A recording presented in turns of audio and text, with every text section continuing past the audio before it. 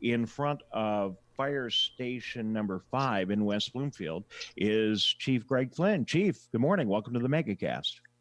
Good morning, Dave. I had to think. I'll see. I got my hand out just like you did. I was going, see, station 1, 2, 3, 4. Yeah, it's station 5 on Maple Road in West Bloomfield. The chief of the West Bloomfield Fire Department. Greg, how was your weekend and how you doing today?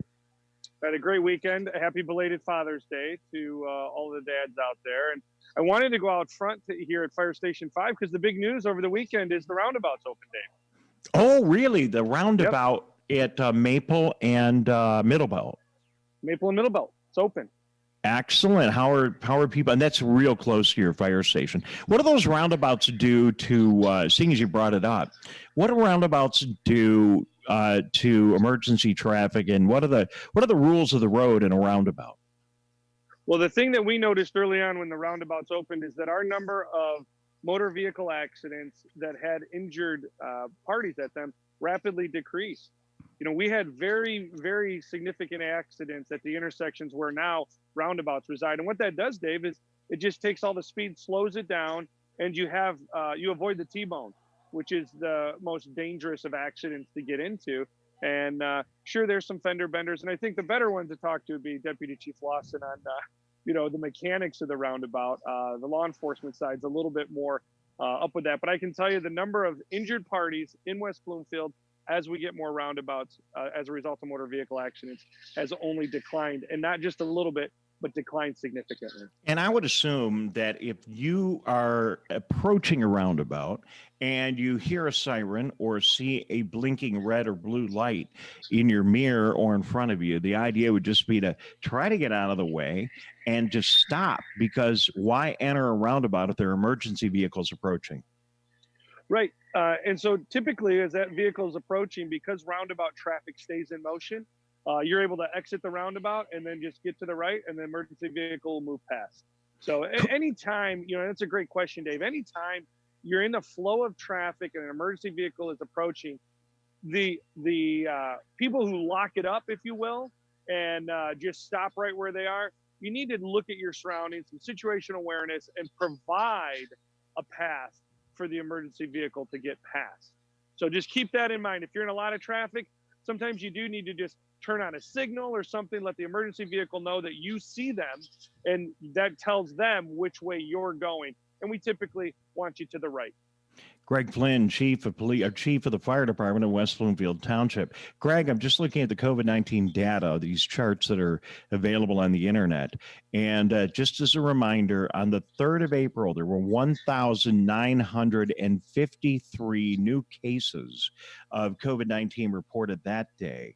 And on the 21st, 146. So the numbers look good. And I think you need to measure that. That was yesterday. Sundays are always a little low. But even if you go to Friday, 211. And I think you have to measure that against the other news of the day. 1 million tests have been done here in Michigan. I think that number is correct. I'll go back and double check that to verify that that is a Michigan number. Yes, Michigan surpasses 1 million total COVID-19 tests. So we're doing more testing here in Michigan, and the numbers are remaining low and flat, Greg Flynn. What a success. And, it gets confusing with the narratives that we see from the national media.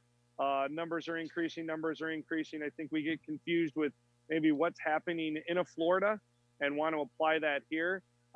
And when we look at it strictly from the coronavirus and the impact on testing, Dave, the numbers, I was looking at the state, the 7-week average graph before the interview, and you'll see that I think it's from early part of June all the way through, we have remained flat. We are not seeing that little uptick that some of the other states are seeing as part of the reopening.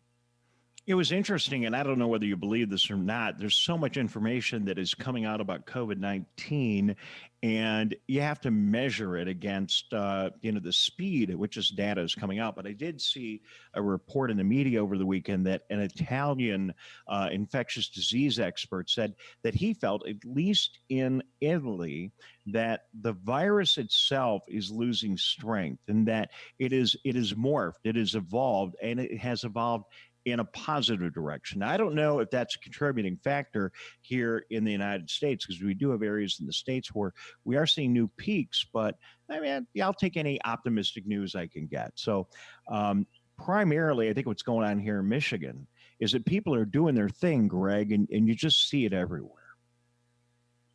Well, we do, and we're seeing best practices. Now, I continue to hear people say that they see many people that aren't compliant with some of the rules. And we've talked about this before, Dave, that everyone has a little bit of a different threshold for risk. And the thing we've all got to keep in mind is that we want to be respectful of other people's decisions and that risk that's going on. I had an opportunity. I know you had Monsignor Spatanka on, and that's my parish actually over in Grosse Pointe. And I saw one of the associate priests last night out for a walk, and I asked how attendance was at Mass. And they said they're still, right around that, below that 100 mark where their capacity should be. And that's an indicator people just aren't comfortable going back into certain settings yet. I think as you've had restaurant owners on, while some are doing well, there are probably still others that aren't at capacity. And all of that is because we're not in the clear yet. And we are so anxious when things are going well to just put our foot on that accelerator. And I want to do that too, Dave. You and I both. We want to get back out and do the things that we love to do. This is the best time in Michigan, right? Summer. And we're frustrated because we can't do all those things that we want to be doing.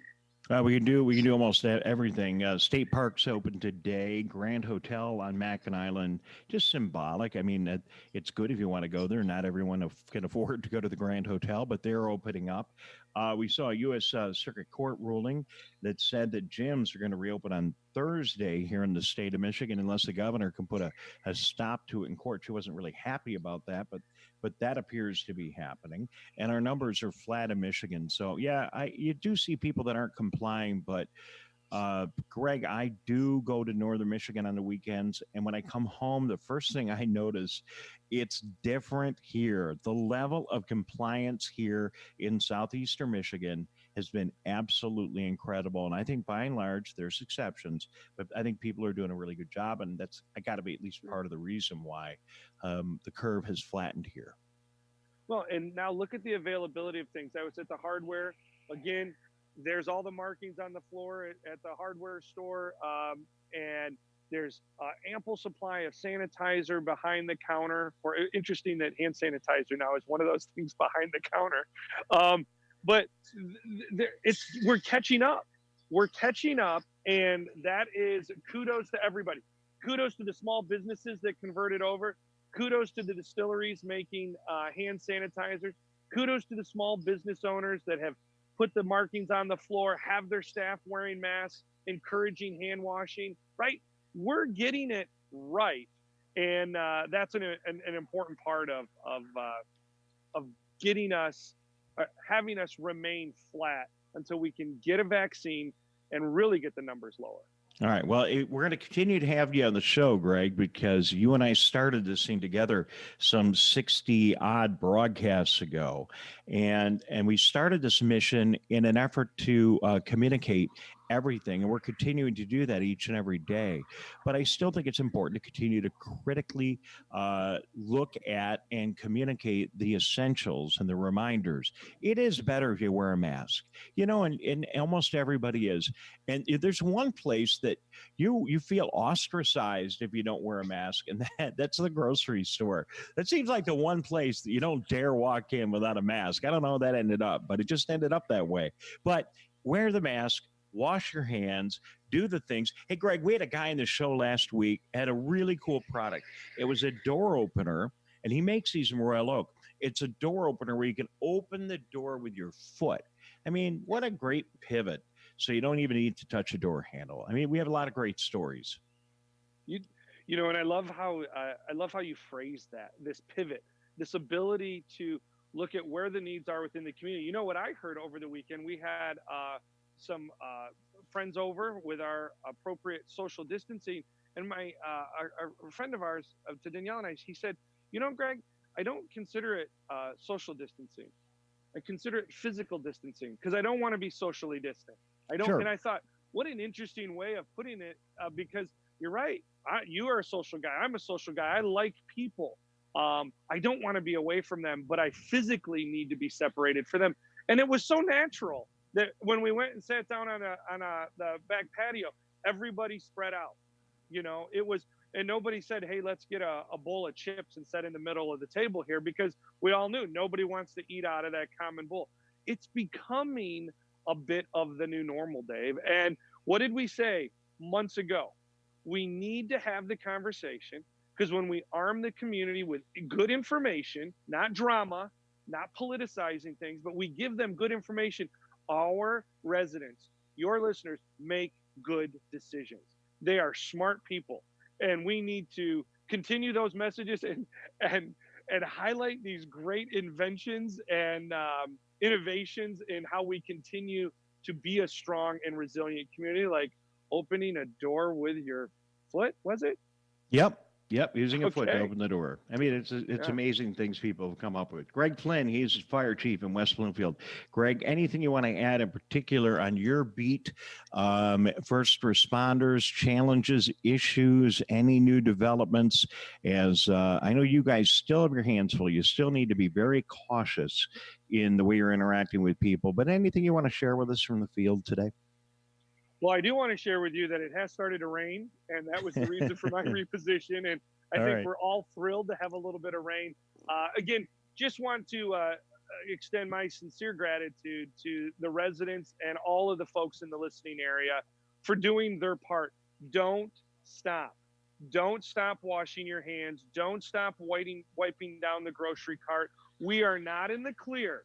Everything that you're doing is working, and the more we remain vigilant, the more things will open up. And as always, be kind to one another.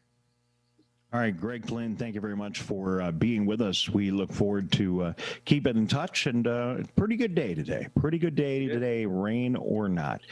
He is the fire chief of the West Bloomfield Fire Department, Greg Flynn, joining us.